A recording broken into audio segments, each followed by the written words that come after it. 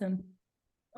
And then one thing that I did want to mention, we have a lot of questions related to open houses. I know you guys had a ton of questions about that last month, so we'll definitely be addressing those. I know Sam's a little unique since he's built his business so well. He doesn't tend to do those, but he definitely will share his insight on what he would look for if he was doing that. And yeah, just excited to get started here. So the first question, Sam, is what, if anything, are you looking for from an LO with an open house? Yeah, so I think that first of all, I think open houses are very fruitful and can be great tools for both lenders and realtors to kind of get business and for lenders to grow relationships with agents. So it is a great way if you don't know anybody or you're trying to meet new agents. Obviously, it's a great way to do it. I think for this, if you're gonna go to an open house, I think some tactics that I would employ are like maybe reaching out to the agent before, obviously setting it up, bringing like whatever snacks, drinks, whatever the agent needs, offering to help with them, like setting the signs out, offering to door knock pre and post open house. I found that that's a good tool to kind of gain business or, show that you're trying to do something other than just go there, sit there for a couple hours and then leave. I would recommend doing that. And then lastly, this is probably obvious, but just being armed with the real-time data around rates and what the market is doing, and being able to speak to that in layman's terms to people that walk in, because obviously in our market right now, that's the biggest kind of hurdle that we're seeing is just buyers don't understand what the rates are doing. They don't understand kind of historically where they sit. It feels very scary to a lot of borrowers to lock into a rate that's, market rate right now. Obviously, with rates being where they were in the last couple of years, I think that there's a lot of fear in the market, at least in Phoenix, where we're experiencing it day to day with buyers calling and just saying they would love to make a move and are thinking about it, but does it make sense right now? So I think if you're going to go to an open house with an agent, make sure that you're armed with the proper information and your answers to those questions, because they're definitely going to come. Awesome. That's all great insight. And when you said something, it kind of reminded me, I know I live in a condo complex. So every time one goes on sale, you're going to get a knock on the door. And one actually had a loan officer with them, which I thought was really cool, and handed out a flyer. So Yeah. I could definitely see how that would add a ton of value, and something I haven't seen while, kind of researching all of this in the past. Sure. Leslie, did any questions pop up in the chat or question and answer specifically related to this? Nothing yet. We are all clear. But yes, everybody feel free to throw any questions in the chat. If as Sam is talking, it spurs on a question, we're going to be monitoring that. So don't be shy. Send your questions in. Awesome. Okay. Here we go. The next one is, do realtors have interest in you actually showing up unannounced at open houses? We had this question a number of times. Yeah. So like you kind of alluded to in the beginning, I'm a little bit of a unique case just because I did a ton of open houses when I was starting my career. I probably did over 300 to 400 of them. So I've had a ton of lenders pop in unannounced at open houses. Sometimes I find it to be nice and helpful. Other times I think lenders can get in the way. So if you're gonna do this, make sure that you have a strategy with it. Don't just show up with nothing to say and give your card and leave, because I think that leaves an impression like you have your hand out and you're not willing to do anything to stay top of mind or to maybe get ahead of other lenders that are already in that agent's book of who they refer. So like I said, if I've had a couple of lenders do really interesting things in the past, like one lender, this is kind of crazy, but I'm a big sports fan, and one lender like showed up to an open house with I have it hung up in my office, a painting of Devin Booker, and he like gave it to me and was like, "Oh, I'd love an opportunity to, get your business." Stuff like that really sticks out. And also, if you're going to show up unannounced, maybe just be prepared as well to have those conversations around rates and what the market is doing, just in case a buyer walks in. I think if you're going to walk into an open house and a buyer walks in and you have, your stuff like right away, which I would presume that the vast majority of you do, then that could show as a value to an agent. Makes a lot of sense. So if you're coming in, definitely be prepared and not just looking to make a connection without offering you any type of support. Kind of sounds like your recommendation in those instances. Yeah, and I would say try to set yourself apart with some form of, doesn't have to be a gift, but just something that's going to set yourself apart in this climate. There are so many lenders trying to reach out to realtors that it's really hard to remember who people are if they're not doing something that is, personal to themselves, like a brand type of thing. Makes a lot of sense. Yeah, I think that's really great advice. And especially like you mentioned in a market where it's harder to get both borrowers and people interested in homes, it's good to know if you're showing up, you're not just showing up to hopefully get business as well. So having the intention of building the relationship, I think is good to have top of mind. For sure. Okay. Okay, let's hop to our next one here. And then what can an LO do to leave a good impression, whether that's showing up in open house scenarios or reaching out to you, trying to, build that connection? What's a good way for them to do that? Yeah, I think it's going to seem pretty simple here, but just like if you say that you're going to do something, just do it. I've had a lot of lenders reach out to me and try to get business, and they've offered things up, and it takes a couple of times for me to take somebody up on something, but then a lot of times when I do, they just forget about it. Like we'll try to set a coffee or set a lunch, and the invitation never comes through. And then 3 weeks later, I get a second text or a call from them and saying, I dropped the ball. Like to me, that just leaves a taste in my mouth. Like if you're dropping the ball in our first meeting, it's possible that you would drop the ball on a borrower. And with borrowers being so few and far in between right now, it's critical that everybody gets taken care of the right way. And so for me, leaving a good impression or making a good impression is really important. What can a lender do to do that besides just doing what they say they're going to do? Is again coming back to like setting yourself apart. I think that it's really difficult to just switch over. If you're trying to get seasoned agents, especially, it's very difficult to get an agent to switch lenders when you're not providing any concrete value. I work with somebody who does a lot of their own lead generation, and so we kind of reciprocate business in that way. Of course, it's not one-to-one, but even to get one deal a year from a lender is a huge driver for me to continue to reciprocate business to them, because hardly any lenders do that. And so if you can find a way to build your own business, whether that be co-branding on social media, offering video services, offering to sit open houses, offering, things to do, giving a lead to somebody, taking a chance on them. I think that those kind of things really make a dent in agents wanting to reciprocate. And again, especially if you're going after seasoned agents, I think it's very important that you try to show something of concrete value to leave an impression. A lead is always the best thing to do. I understand not everybody has the capability to do that. So anything else that is going to set you apart besides just offering up, taking somebody to lunch or coffee, that just gets lost in the noise of what everyone's trying to do right now.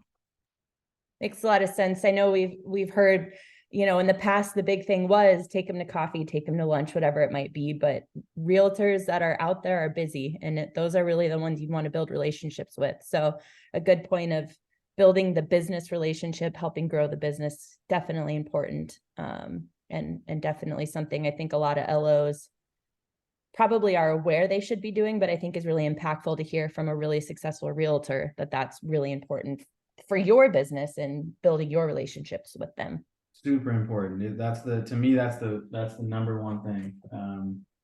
Yeah. And also I think, to just piggyback on that for a second, is like trying to build a real relationship with an agent, meaning like a personal relationship, is a huge help for me. I think that lenders look at realtors most of the time as like dollar signs and not people. And that's not specific to lenders. That's title companies. Everybody looks to the realtors to drive business, which is valid.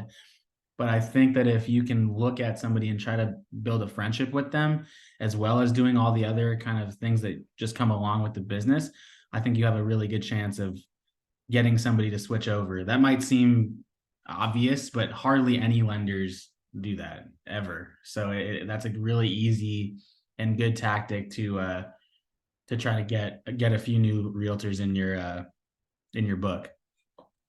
Makes a lot of sense to me. And one thing I'll add, we're going to cover social a little bit later, but one thing that we always recommend for our users, with whether they're using our marketing platform or just hosting with us, is a great way to generate business is simply doing outreaches to close loans, whether that's reaching out on a loan anniversary or something like that.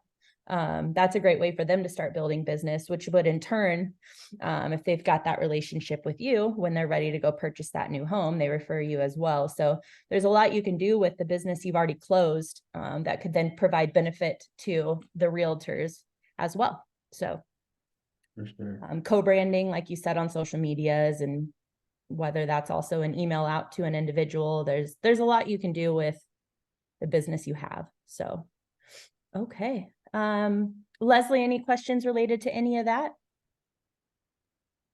Not specifically. So I've added some questions towards the end Awesome. of our discussion so we can keep moving on. Perfect. Okay. And then the next one is, and this I guess is kind of all covered in the last couple of questions, but really emphasizing what something LOs should avoid doing, to make sure they're not leaving a bad impression.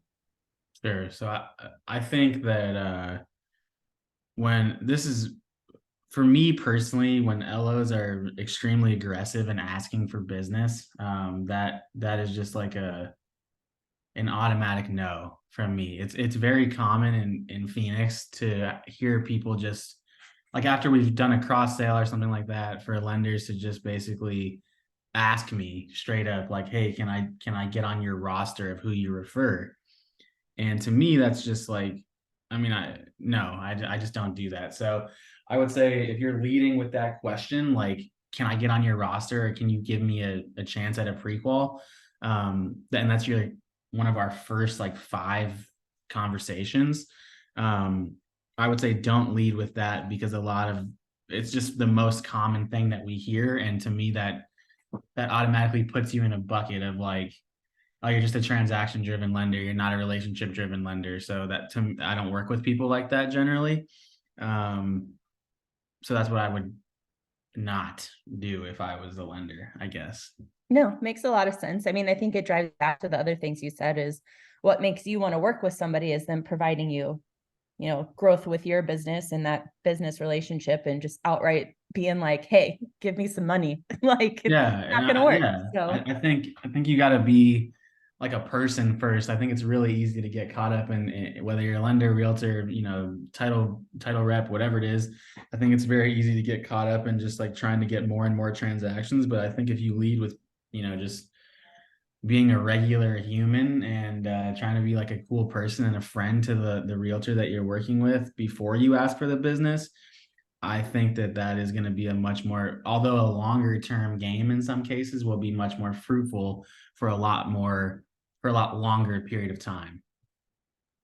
makes a lot of sense. And I just kind of think from my perspective, if I'm looking to work with somebody long term, I want to make sure I'm finding the right person for both myself and my business. So I think building that personal relationship is also important, because if you can't get along with the person, just business isn't going to happen. So I think that's just shows another depth to what realtors are looking for. And at the end of the day, LOs and realtors are salespeople, typically people. So you want to be talking to a person, not just a business. Absolutely. Absolutely.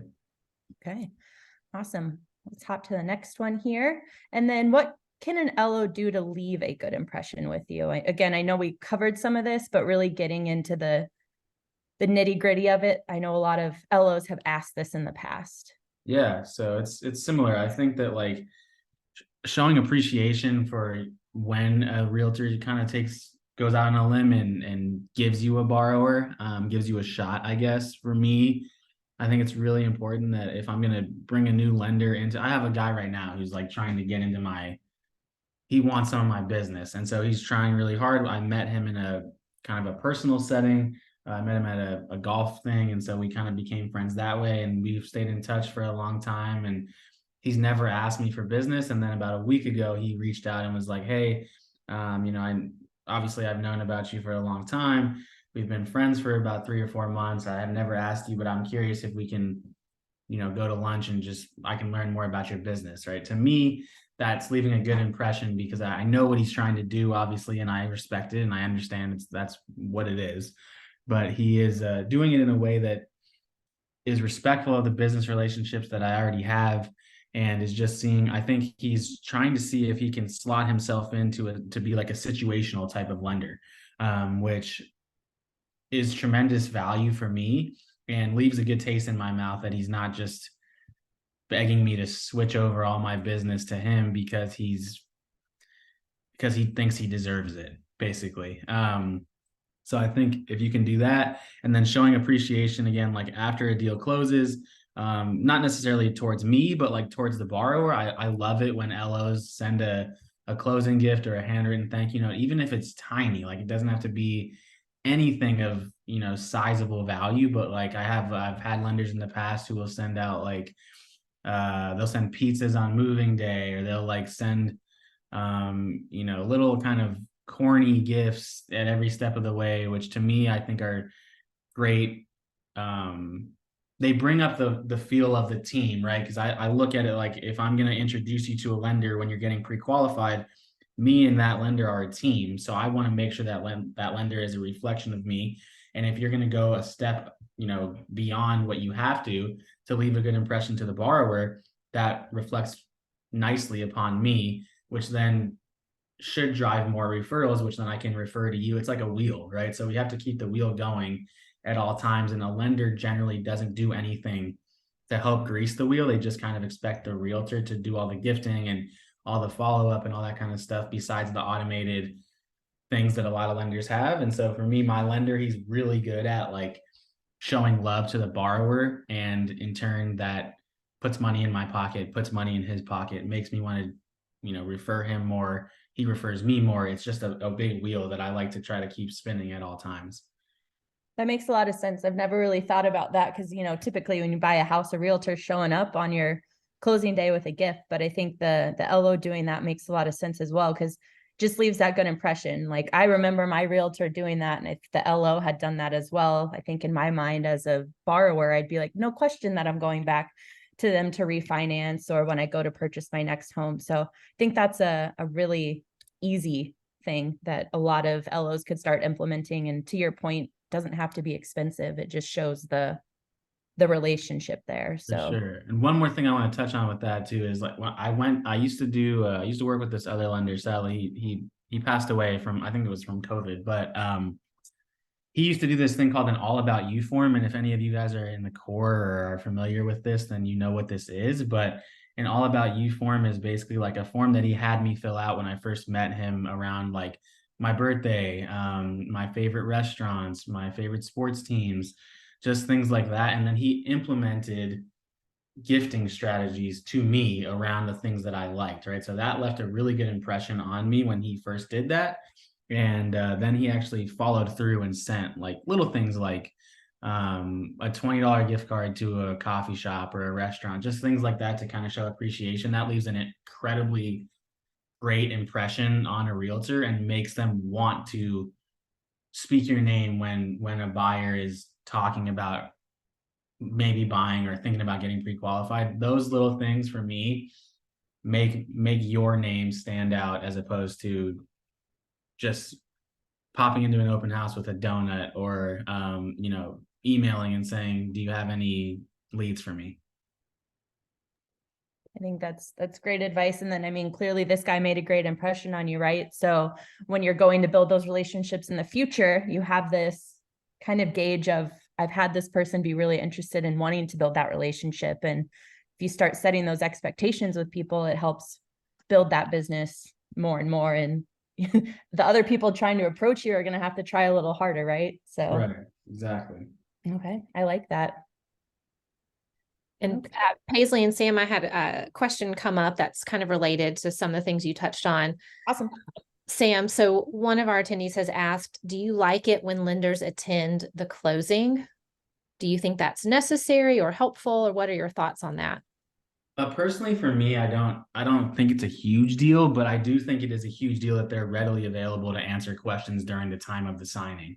I've had it happen many times where, the language that is in those documents can be very confusing for buyers, even if you've gone over it with them before, even if they know exactly what they're signing, what their payment's going to be, what their cash to close is going to be, what their rate is going to be.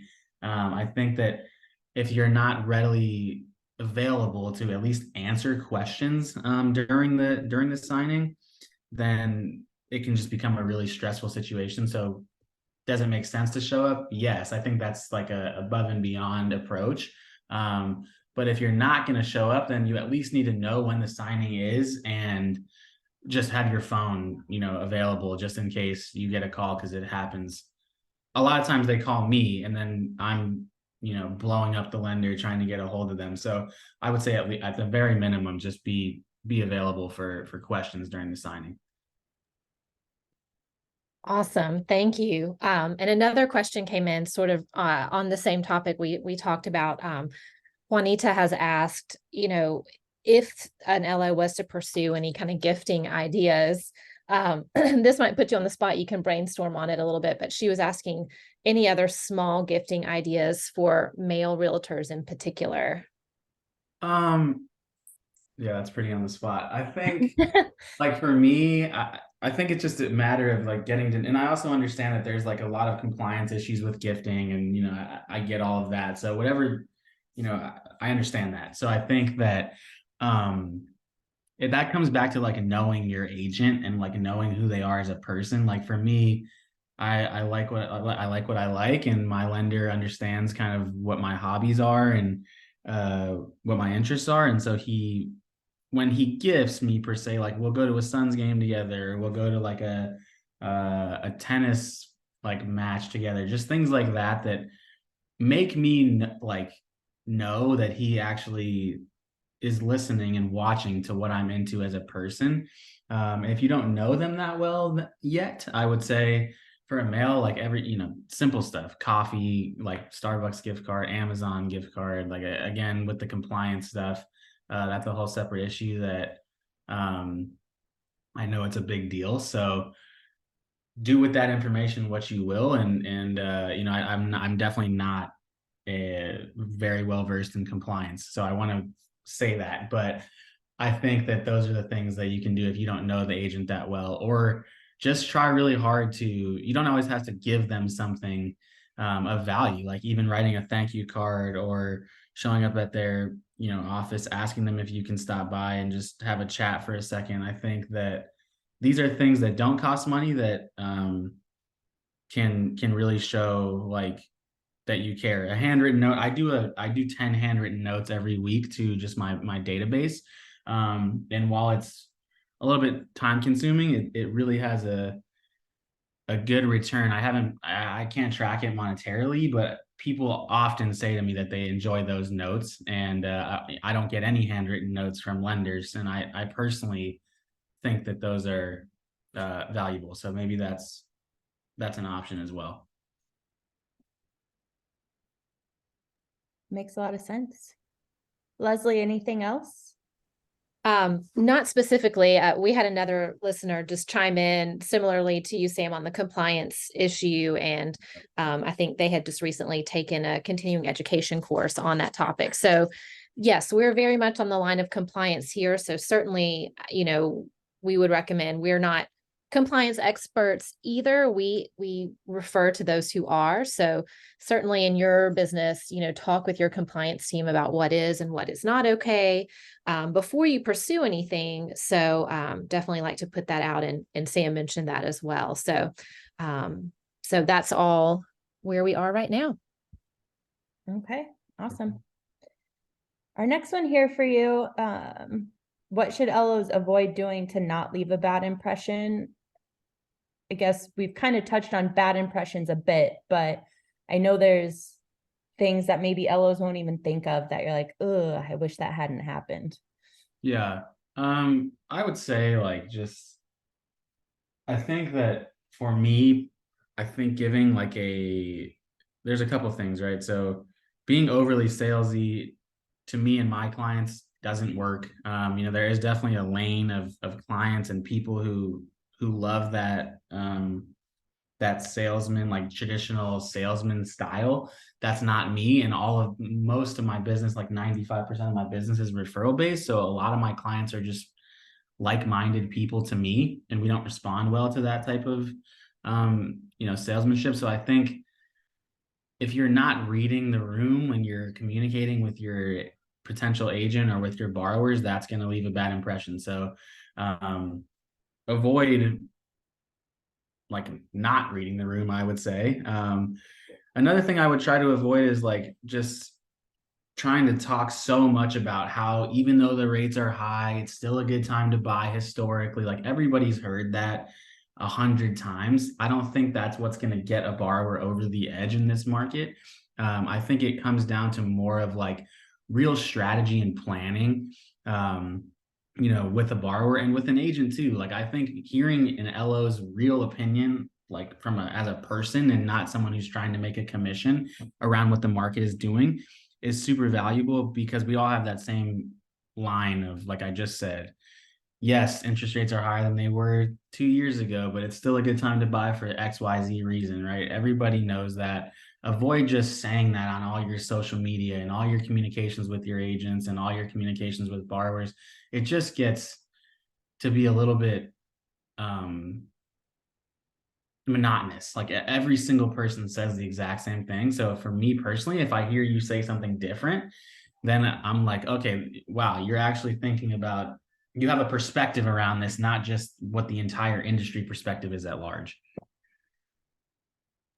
I definitely think that's a really good point. And successful business people have to think outside of the box, right? That's how you close the sale. That's how you make the deal. So it's definitely important to make sure that you're adding that real person behind what you're sharing and sharing information you'd want to hear if you were in that situation. So I think it's a really good point.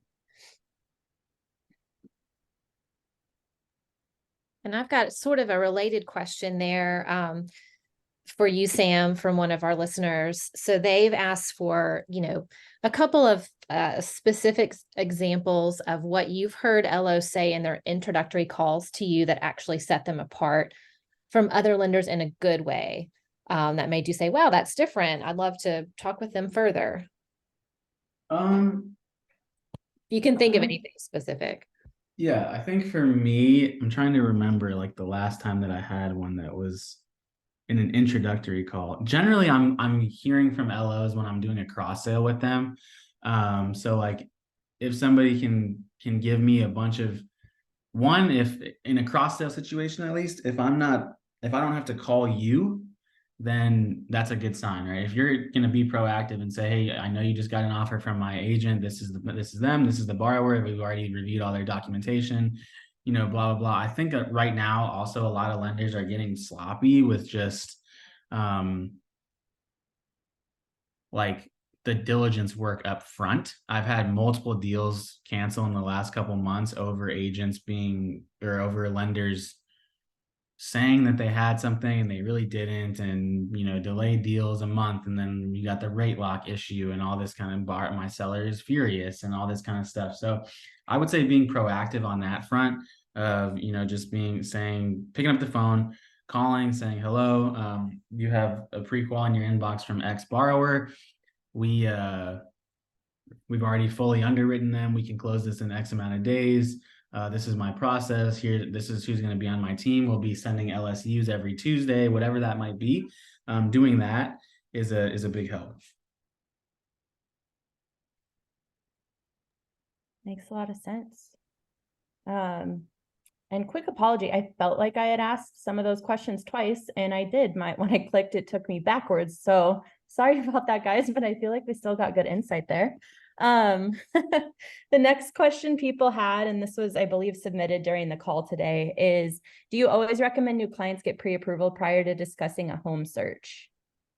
Yes, I've done it so many times in my career where somebody says they're looking at an $800,000 house. I show them 30 $800,000 houses, and they finally find one they like. They get pre-qual, then it turns out they can afford 400,000. So I do not take anybody out to look at houses unless they've already gone through that process.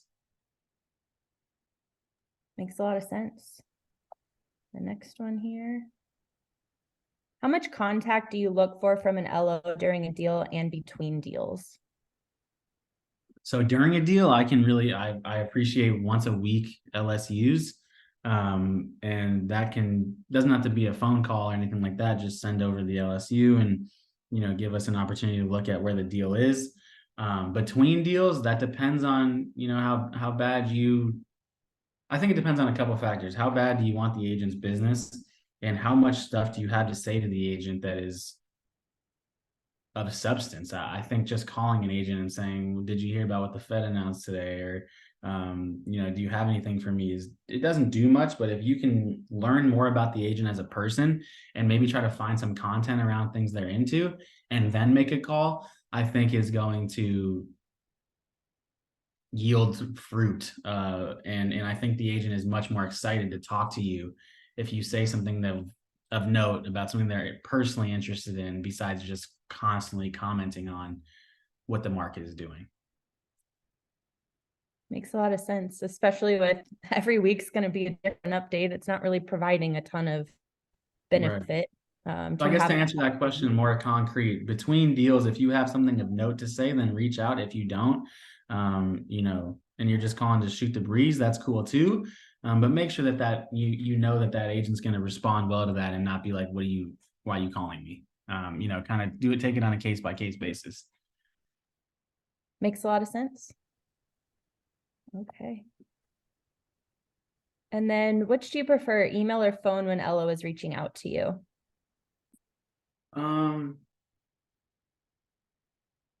I probably prefer email in the beginning, but that's so I have a chance to like see if they're gonna follow up or anything like that. Phone it depends, right? If they're reaching out for a borrower on a listing that I have, then I prefer the call. If they're reaching out to try to set up some coffee or try to meet me, email is better because it kind of gives me an opportunity to think about it, see what you say. It also gives you an opportunity to craft a pitch, I guess, that's a little bit different and can set you apart.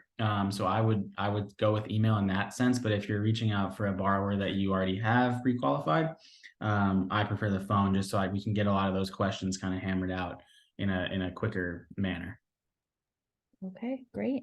And on that note, Sam, thoughts on text messaging?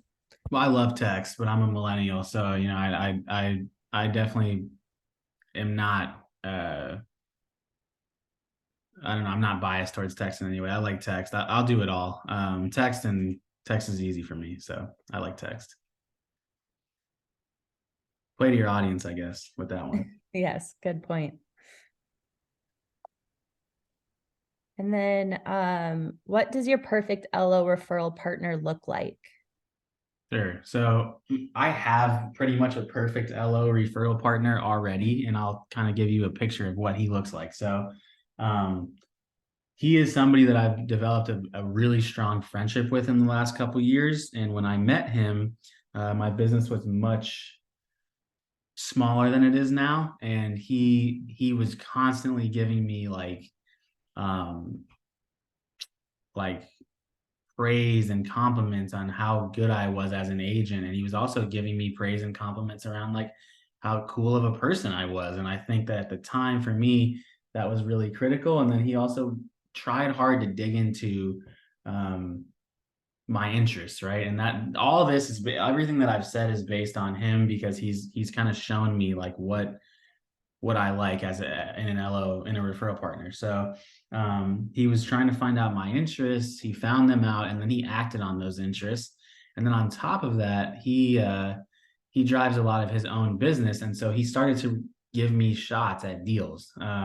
Just last week I closed a deal from him for 455, and it's just rare that an LO is going to put that size of a deal, and any size of a deal really, in front of an agent that's already a pre-qualified lead, that doesn't have an agent, right? So after we established our initial friendship and we started hanging out, and he showed a real interest in me, then he layered on like handing me deals, right? Which to me, it's really hard to move away from somebody who I really, really enjoy as a friend, and B, who puts money in my pocket. So he basically did the two, like I don't know, a double whammy, I guess, or like a two-pronged approach to becoming my only referral partner. And on top of that, he can close a loan, of course, which I think goes without being said, but you have to be able to close these loans and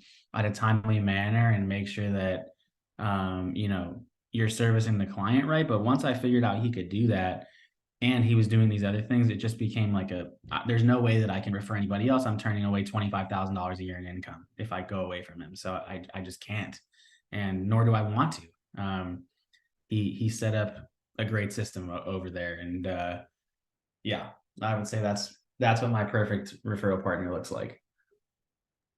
Awesome. And lastly, somebody who gives when an agent asks for, like, oh, we're doing a charity event. Are you willing to donate? Are you willing to pitch in? Are you willing to sponsor?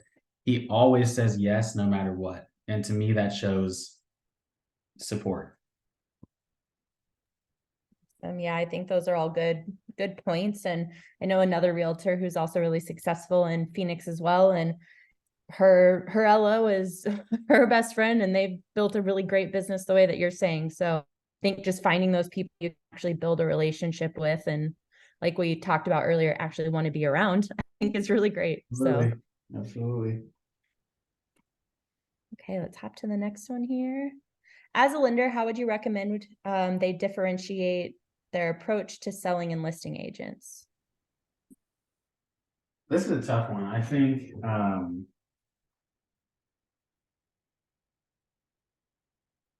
that for listing agents, it's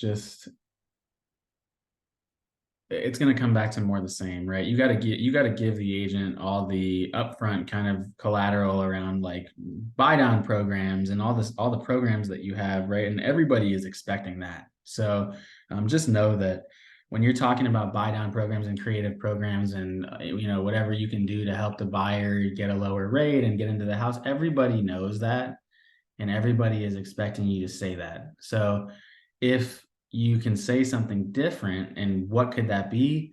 I'd have to chew on that one a little bit more. So let me kind of think about that. But I think that it just comes back to, like, how willing are you to, like, do something that other people aren't willing to do, whether that is sitting in open house or whether that is, taking somebody to a nicer lunch, or I don't know, whatever that person's into. Like, I think for me, I know that if I was to say to my lender partner, like, hey, do you want to, I don't know, like, do you want to go skydiving or something like that? He would, unless it was like a crazy fear, he's going to do it. And the purpose of that is to deepen our relationship, right, on a personal level, which then deepens our relationship on a business level. Then I've since referred him like 5 agents who all refer him now.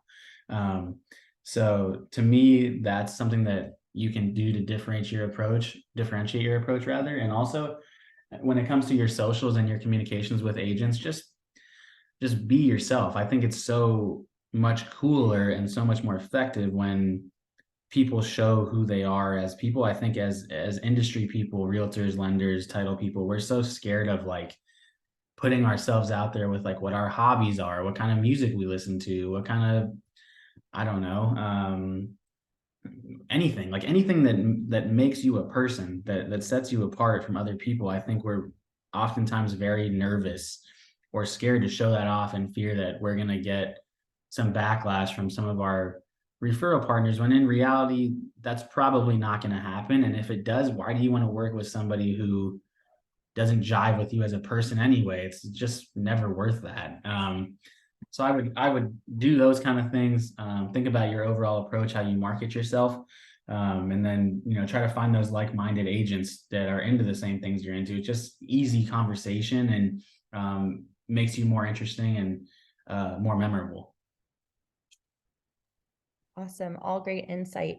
Leslie, any other questions pop up related to the last couple? No, we are all clear right now. So last call, if anybody has any burning questions, pop them in there. But this has been really great feedback from Sam, and some really great questions too. So I'll keep an eye on it for the next little bit. Awesome. But nothing so far. I'm going to throw up one quick poll here. And again, throw any other questions you guys have in there. The first one here is just, what are you looking to hear about next month? We do host these monthly, and this was our first time having a guest. It was a lot of fun. Sam, thanks for hopping on. Of course. But If you could share my info with anyone who was on this too, I'm happy to dive deeper and what I don't know what your guys' thing is, but I'm happy to do that. Have a one-on-one conversation with anybody about anything that I said, if that's of interest. Awesome. I think that's super special. And those that attended, if you're interested, I can definitely shoot that along your way. And then it looks like a lot of people looking for tips to build referral business and deeper dives into automation, which we can definitely make sure we're covering next month. And then one thing I will add, and I think you've mentioned this a couple of times, Sam, indirectly, is I think the biggest thing I've realized of the realtors that we've spoken with for our webinar last month, and then speaking with you directly with a lot more questions, is it's important to figure out what the realtor is looking for and what the realtor likes, and not just assuming because this worked for Sam, it's going to work for Paisley. So just make sure you're figuring out how they want you to communicate with them, how they want to build those relationships, and making sure you're building relationships with people that you have at least a little bit in common with. So I want to highlight that. We've had similar answers across the board, but some were a little different in approaches, and it's important to look into that. For sure. And then I see some other questions have popped up here. Yeah, we've just got one more that came through. Lots of thanks to you, Sam, for spending time with us today and great insight. So several kudos, and we're very appreciative as well. And then one final question has come in from Chris, and he is asking if you think the LO should stay with agents in their life stage. So I'm thinking this means, Chris, like should you try to reach out to somebody who's in your same age group, same place in life? Does that matter? Okay. For me, I don't think it really matters. I mean, I think you got to be somewhat close in age. Like if someone's 22 and you're 70, that could be a hard connection to make. But I think as long as you're within like 15 or 20 years, even, I think it's fine as long as you're trying to be genuine and as long as you are being genuine and not just like playing to an audience, I guess. I think that's the biggest thing. I work with my referral partner that I've talked about is 12 years older than me or something like that. So we get along very well, and I find that he looks to me for certain things and I look to him for certain things. So I think being different in age can actually be an advantage if you're willing to learn from somebody and take advice and vice versa. That can really be fruitful. So I don't think that that's that important now. Excellent. Thank you. And I think that's all the questions, other than some more thanks to you, Sam. Yeah, no, thank you so much, Sam. And then before we wrap stuff up on our end, I'm sure we do have a marketing platform that we can automate some of this communication for you guys. Definitely got some good ideas from what Sam said today that I definitely want to make sure we're implementing as well. So if you guys are interested in learning about that and seeing how we can help you grow your business with some of that automation, definitely let us know. Like some stuff Sam pointed out, we try to not overdo it with the realtor specific promos because we know you guys are busy and you don't want to get tons of random emails. So we do try to be specific what we create. And we also have a ton of content. It looks like we discuss building bar referral business, and we have tons of content available for that as well. So if you guys are interested in any of that, definitely let us know. It looks like a lot of people are looking for emails. So my sales team will be reaching out to you today, and contact is on the screen as well. Feel free to let us know how we can help you out. Okay. Well, thank you, everybody. We'll be getting an email out tomorrow with the recording, including contact information. And then if you need anything from us in the meantime, let us know. I hope you all have a good Wednesday. Thanks, guys. Thank you. Thanks, everybody. Thank you, Sam. All right. Bye-bye. Bye.